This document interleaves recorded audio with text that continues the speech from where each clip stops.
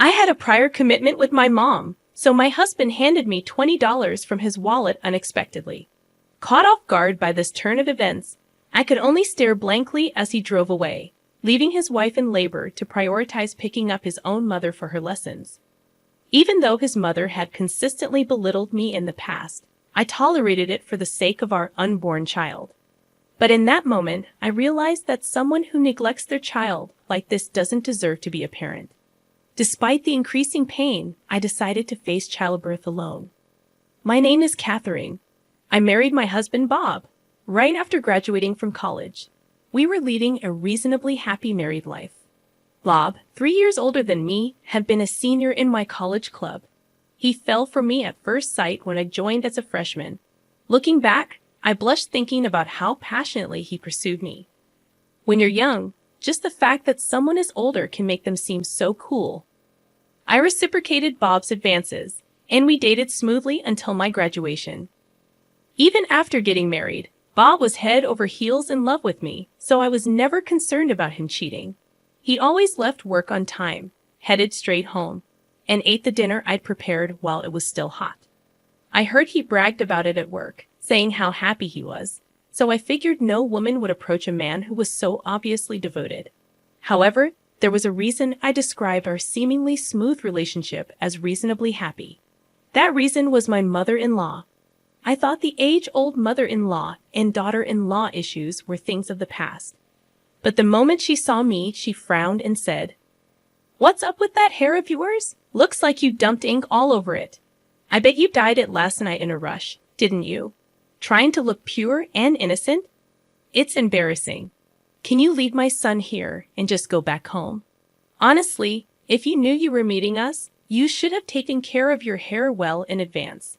When I first visited my in-laws before the wedding, she said this to me, and I was terrified and mortified. As she pointed out, I realized my hair color was too bright the day before, and with Bob's help, I had dyed it black. Embarrassed and frustrated by being seen through like this, I was downcast for a while. I admit my mistake in etiquette, but I wish she had said it a bit more kindly. Being separated from Bob because of my hair color and virtually being kicked out of my in-laws' home on my first visit, Bob called me later and said, "I think Mom was just nervous and came off a bit harsh. She really does like you. Don't worry. She's on board with our marriage and wants you to visit again." At that moment, I was pretty irritated by Bob's nonchalant tone. She insulted me in front of him, he didn't stop her, and now he seemed to be defending her.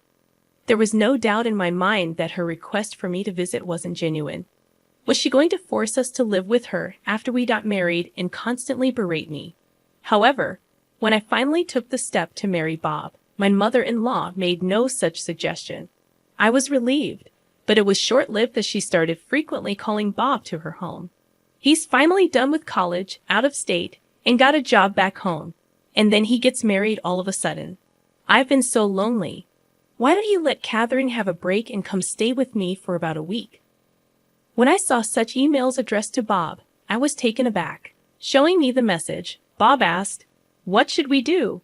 Instead of letting him answer, I called my mother-in-law and said, "I really appreciate your concern, but we still have unpacking and paperwork to do. I think it'll be a while before he can take a break. I'm sorry." In response, she nagged, "You can do the unpacking yourself. Don't always rely on my son." I simply nodded and ended the call. She was pretending to care about me, but she just wanted her beloved son by her side. Was there no consideration for a newlywed couple? While I was irritated by my inconsiderate mother-in-law, I was also upset with Bob, who just went along without resisting. My husband says that his mother has always been like this. After she separated from my father-in-law, her overprotectiveness became even more intense. When my husband decided to go to college, she cried and tried to stop him. He somehow convinced her and went on to study. But apparently, they used to communicate via email or phone calls almost every night. He always trusted his mother, who raised him as a single mom, from what I've heard. Their relationship had always been strong, which I respected. It's admirable that he's devoted to his mother, but they're both adults, so there should be some appropriate boundaries. That being said, this has been their norm, and I understand that it's not right to judge another family's dynamics. If it weren't for this, my husband is great with housework and is sincere at his job. I even tried to be understanding for a while. However, it didn't take long for me to question their closeness. One weekend, my usually late sleeping husband woke up earlier than I did and started preparing to go out. I asked, "Did you have plans to go somewhere today?" To which he replied, "I'm going shopping with Mom, Catherine. You can keep sleeping." That was totally unexpected. Apparently, she wanted to buy some clothes and wanted his opinion, so she asked him to accompany her. This upset me, but I tried to keep calm and said, "Today's our day off together after a long time. Why don't we do something?" But he shook his head, saying, "I'd like to, but I promised Mom first, and she seems to be waiting for me outside."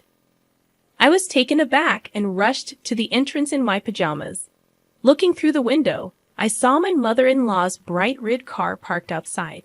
Noticing my gaze, she stepped out of the car, smiling slyly, and said, "Bob, you're taking too long." "Oh, Catherine, still sleeping at this hour even though you're a stay-at-home wife. That's pretty lazy of you. Should I get you an alarm clock as a gift?" With her lips as red as her car, she laughed out loud, then lovingly took my husband's hand and led him to the passenger seat. I was dumbstruck, watching their intimate interaction, and could only watch as they drove away cheerfully. After this incident, I started noticing changes in my husband. He almost stopped doing household chores, which he used to do regularly, and began visiting his parents' house almost every weekend. His attitude towards me changed and became more demanding. "You're too lazy, Catherine. Whenever I'm off, you just sleep in. Do you think you're fulfilling your duties as a housewife? You even stopped wearing makeup. Just because you're married doesn't mean you should get sloppy. Even Mom's concerned about you. Maybe you should visit your parents sometimes." I don't know what my mother-in-law says about me, but my husband surely is taking advantage of that. He never complained about my naps or makeup when we were dating, but as my husband suggests, maybe my mother-in-law is genuinely concerned about my behavior. But considering how my mother-in-law treats my husband like her boyfriend, I can't help but think that she's just trying to annoy me. I hoped things would change once we had a child. Not long after, I started having doubts about my husband. I found out I was pregnant. My husband was ecstatic, his eyes shining with joy, as he held my hand, promising that we would face this pregnancy together. However, my mother-in-law's harassment only intensified. She would call my husband for trivial things like shopping, going to the doctor, or cleaning her house, leaving me, pregnant, all by myself. I tried explaining to my husband that her actions had a malicious intent towards me, but it backfired. Suddenly furious, he said, "Every time we meet, Mom talks about you, saying you should go to your parents or take some time for yourself. Getting mad like this will affect our baby. Just accept Mom's care and concern." From then on, he often left me alone. As days went by, my morning sickness got worse, and I expressed my desire for him to be with me as much as possible. However, he replied, "What can I do? Even if I'm with you, Mom also wanted to be alone when she was pregnant and didn't even want to see Dad." Feeling physically and mentally drained, I decided to face this battle on my own. Furthermore, on a day when we were out shopping for baby items, we bumped into one of my husband's colleagues unexpectedly. He said to me, "I heard Bob's been actively attending parenting classes. Your bookshelf at home is filled with parenting books, right? He's gonna be a great dad for sure, shopping with his wife today. Can't wait for your baby to arrive." Surprised, I inadvertently blurted out, "What?" Bob quickly jumped in with a sheepish grin, saying, "Come on, stop that." Apparently, he'd been portraying himself as an enthusiastic soon-to-be dad at work, even making up stories. Although I stayed silent to avoid an argument, I felt my anger boiling inside. Ever since, he continued to prioritize errands with his mother-in-law, and occasionally, when we would meet his colleagues, they would always say, "Catherine, you've got yourself a dream husband," with a hint of envy. This kind of behavior built up over time, and I started to distrust Bob's actions and words. I can't say for sure if this stress was the trigger, but one weekend while I was making lunch, I noticed my pants were wet. A thought crossed my mind, and I immediately ran to the bathroom, fearing my water had broken. I shouted across the house where Bob was still asleep, telling him to get the car ready ASAP. Bob, initially groggy, quickly realized the situation and turned pale, rushing to my side to help me walk. I had been told by the nurse multiple times to head straight to the hospital if my water broke. Understanding the potential urgency of the situation, Bob was starting to panic as we were finally in the car and on our way, and I was beginning to feel contractions. Bob's phone rang, but he couldn't pick up since he was driving, so I, fighting through the pain, glanced at the screen. A sinking feeling washed over me when I saw the name Linda, his mother. Staring at the screen for a while, the ringtone persisted.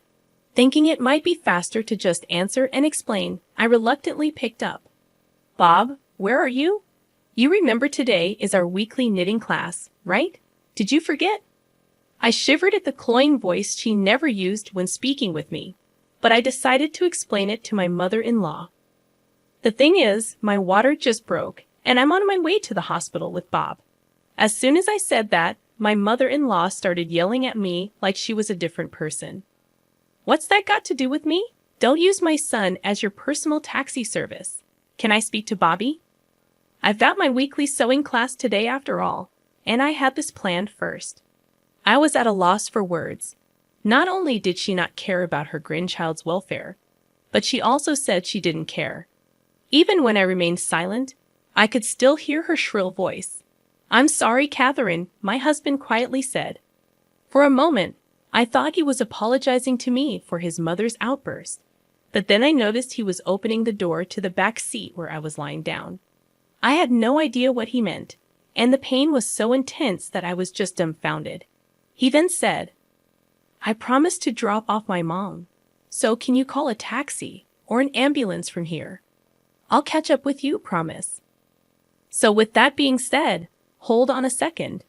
You're prioritizing her sewing class over your own child. I can't convince her, so you've got to talk to her. It's getting more painful. We need to hurry. I raised my voice since I was running out of patience, but my husband grimaced and said, "It's a weekly thing. Can't be helped, right? I'm sorry I forgot to tell you about it. Here's some money. Try to manage with this." He took out $20 from his wallet and shoved it into my purse. Then he went back to the driver's seat, and without hesitation, he drove off, leaving me behind. This can't be real. I was left not far from our home. Given the neighbors might see, I quickly looked up a taxi service. Meanwhile, I could feel the amniotic fluid flowing between my legs, panicking at the thought of our baby's safety. Tears welled up in my eyes as I struggled with my phone. Neither the baby nor I did anything to deserve this. "Catherine." Suddenly, I heard my name called out. I turned around and saw a familiar face. "You look so pale. No time to chat. Get in the car now." This kind person helped me into the back seat of their car. Her husband adjusted the front seat for me. The rest was a blur. As soon as we arrived at the main hospital, they wheeled me into a room prepared by the nurses. I was in so much pain that I was groaning, but I was told I still had some time before giving birth and should rest. The pain was so intense that at times I felt like passing out. Suddenly, my phone rang. I thought it might be my mother returning my call, but it turned out to be my husband. Looking at the clock, it was already late afternoon. Nearly 3 hours had passed, and I was appalled that he was just now arriving at the hospital. I decided not to answer, but he kept calling. So irritated, I picked up. "Catherine, help me. I need you to explain the situation for me." It would have been nice if he'd at least shown some concern for me. I don't know what's happening to my husband, but for him to ask for help, even if he was about to be eaten by an alligator, there's no obligation on my part after he abandoned our child to help him. "Who do you think you are?" I shouted at my husband over the phone and hung up. A little while later, I went into labor alone. It would have been nice to have a dependable husband by my side at a time like this. But if a clueless husband who can't even prioritize is around, it might be better if he weren't there. Instead, I had the support of a kind nurse, And late that night, my long-awaited baby was born. Both the baby and I were safe after the birth, and I was so exhausted that I fell asleep right away. The first thing the next morning, the nurse came into my room and told me that my husband had arrived. Apparently, he had come right after the birth, but since I was in such a deep sleep, the nurse kindly sent him away. Honestly, I thought I'd never want to see him again. But when he entered the room looking all gaunt, I couldn't help but ask what had happened. The previous day, the neighborly older lady who had always gotten along with me picked me up when I was in distress and took me to the hospital. Because her son was around my age, she always took care of me as if I were her own daughter. She had been my pillar of support when I was newlywed and feeling insecure. When she asked about my husband in the car, I told her he was dropping off his mother for her hobby classes. She got furious on my behalf. I had no idea that her anger would push him to the edge. After she dropped me off at the hospital, she apparently spread the word throughout the neighborhood. Given that she was the head of the local community association, she had a lot of influence, and her friends confronted my husband en masse. It seems the situation was so chaotic that there were rubberneckers gathering around our house, asking for my help. In that situation clearly showed his lack of intelligence. I hadn't received a single call from my mother-in-law, and I had already made up my mind. Can you please leave? I'm not feeling well, and my parents will be here soon. They know about this, right? I want to apologize. Can I stay? My husband mumbled in a pitiful tone. What? I don't care if you want to apologize. I'll be busy, so leave. Please don't say that. By the way, where's our baby? Let me see him once, and then I'll leave. Just go. There are other expecting mothers here, so get out. Even after my cold response, he stayed. So I ignored him, turned my back, and pulled the covers over myself. Hey, I'm sorry. Can you at least call my mom? I want to send her a picture of the baby. Should I call a nurse? My husband reached out and shook me. I couldn't stand it anymore and was about to push him away when, "What are you doing? Don't touch her." My parents had just entered the room. My mom rushed to my side, pushing my husband away. How dare you shake a woman who's just given birth? And after what you did, how dare you show your face here? I'm so disappointed in you. Get out now. Even I had never seen my mom so furious. My husband was intimidated and finally left the room. My dad followed him out, and I'm sure he gave him a good scolding. I refused to see my husband during my hospital stay. After I was discharged, I took the baby and went to my parents' house. Afraid that he might do something, I brought up the idea of divorce over the phone. From now on, I'll be proceeding with the divorce through a lawyer. I informed him about the claim for damages. I completely ignored any objections from him. By the way, the damages I'm referring to are the scratches and bruises I got when he forcefully pulled me out of the car. He tried to make some excuses, but I told him I have testimony from the neighborhood lady and her husband along with photos of the injuries from that day. He then kept silent. My lawyer mentioned that since this was a gross misconduct toward a pregnant woman, the compensation might be substantial. While I was busy taking care of the baby, my mother-in-law Susan once stormed into my family home. The rumors spread by Catherine didn't die down easily, and the looks from the neighbors were chilly. Apparently, she was blaming all of this on me for not respecting their family. However, my intimidating father handled everything. With both mother and son driven away by my dad, I sometimes thought maybe we should have done this from the start. But my dad said the head of a family doesn't just easily step into the limelight, trying to sound all cool about it. Once I got the hang of parenting, I invited the neighborhood lady to my home and introduced her to my parents. She quickly became friends with my mom since they were of the same age, and they decided to keep in touch. The neighborhood lady shared a story she heard from a friend who works part-time at my ex-husband's company. This friend, like her, enjoys gossip and seems to have blabbed about the ex's story to others at some point. The tale spread like wildfire and got exaggerated along the way, and his reputation took a huge hit. Given that he had been posing as a devoted new dad and husband, the backlash was severe. He ended up being looked down upon by bosses and coworkers, leading him to quit his job.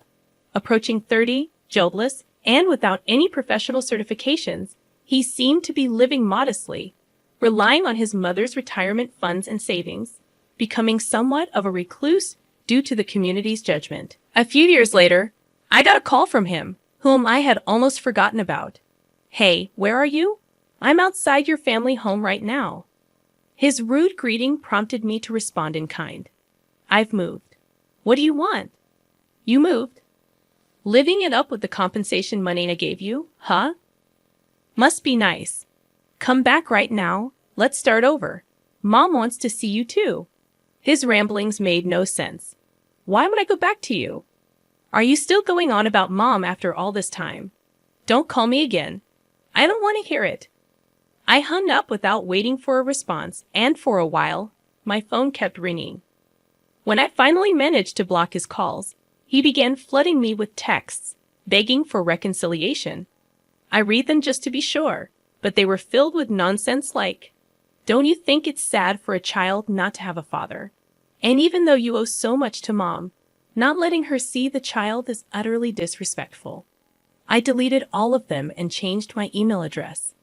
Though this whole incident was a nightmare, it allowed me to proceed with the divorce advantageously and take appropriate action against him. If a family member is going to be such trash, it's better for my child that they're not in our lives. I find comfort in this thought as I enjoy parenting, supported by my parents who have now become loving grandparents.